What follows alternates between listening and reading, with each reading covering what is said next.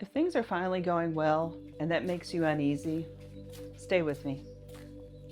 If your chest tightens when the life gets soft, if someone is kind and part of you starts scanning for the catch, if love feels good and that somehow makes it harder to trust, this walk is for you. Keep moving, not to burn this off, not to outrun the feeling. Just keep walking.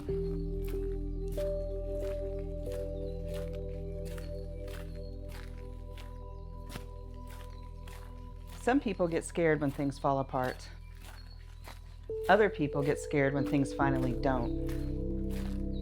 That second kind of fear is quieter. It doesn't always look dramatic. It looks like waiting for the shoe to drop in the middle of a good day. It looks like reading too much into a delayed text.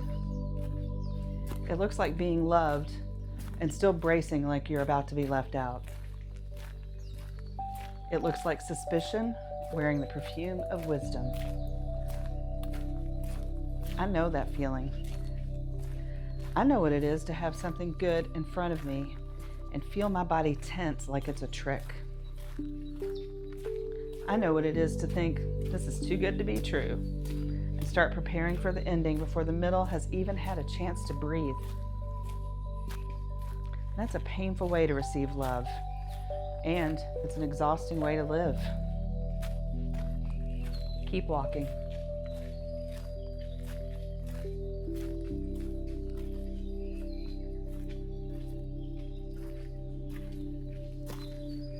Look around you without hunting for danger in everything. Notice the air. Notice the shape of the day. Notice that your life is happening right now, not just your fear. There are reasons good things can feel unsafe.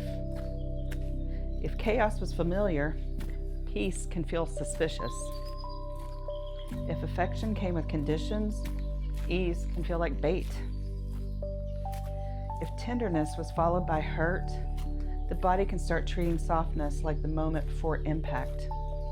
And that makes sense. But sense is not always guidance. Because here's the truth. Not all softness is a setup. Let that walk beside you for a minute.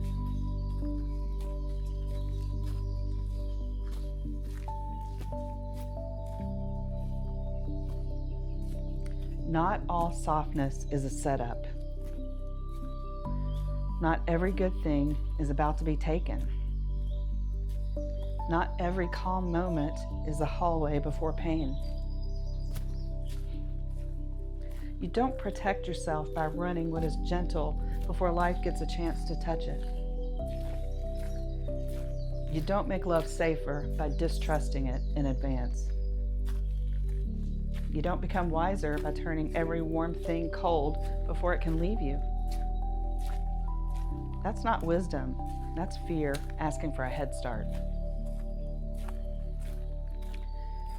And fear will always sound reasonable when your body is tired. So today, we practice something braver than bracing. We practice letting a good thing be good. Not forever, not guaranteed, not with blind faith and a dreamy soundtrack. Just now. This step can be good. This breath can be good. This message can be kind without being suspicious. This morning can be calm without becoming a threat. This person can care about you without secretly preparing your demolition. Let one thing be enough for this moment. One breath you don't interrogate. One memory you don't poison with prediction. One person you stop mentally leaving before they've gone anywhere. One patch of peace you don't step on just to prove you're prepared. Because if your life has taught you to stand guard over every beautiful thing, then beauty stops feeling like a gift. It starts feeling like a test.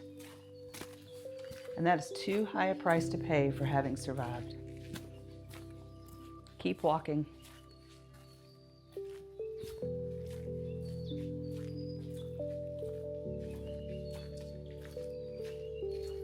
As you move, ask yourself quietly, what am I trying to outrun in the middle of something good? Don't answer it too fast. Just let that question sit with you. Maybe you're outrunning disappointment before it arrives. Maybe you're outrunning hope before hope feels dangerous. Maybe you're outrunning the tenderness of actually being happy. Maybe you're outrunning the part of you that wants to believe this time could be different.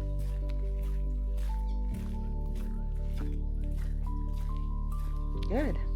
Now we're getting honest. Here's the shift.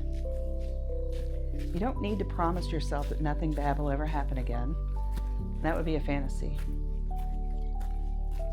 You don't need to become naive.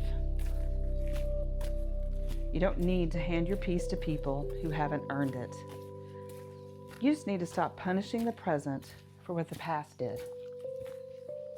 And that's the work. So let this next stretch of walk be an experiment.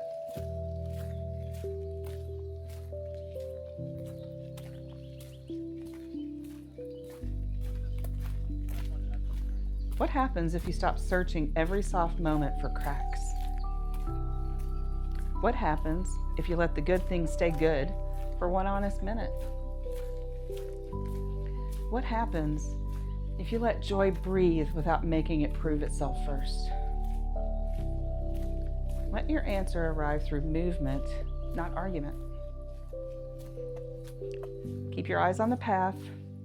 Keep your body in the day you're actually in. And let this one sentence settle somewhere deeper than your fear. I don't have to run this to prepare for losing it. Walk with that. Let it sting if it stings. And let it soften if it softens.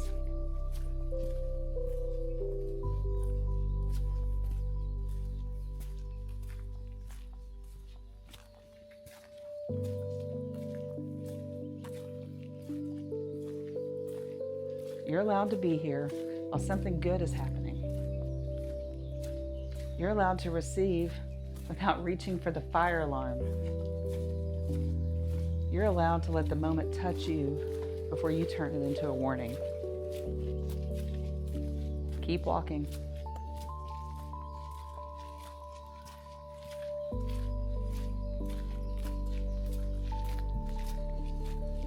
And if part of you still doesn't trust it, let that be part of it too. You don't have to exile fear to stop obeying it. Just don't let it drive. By the time this walk ends, I don't need you fixed. I just want you a little less ready to betray your own peace. And that's enough.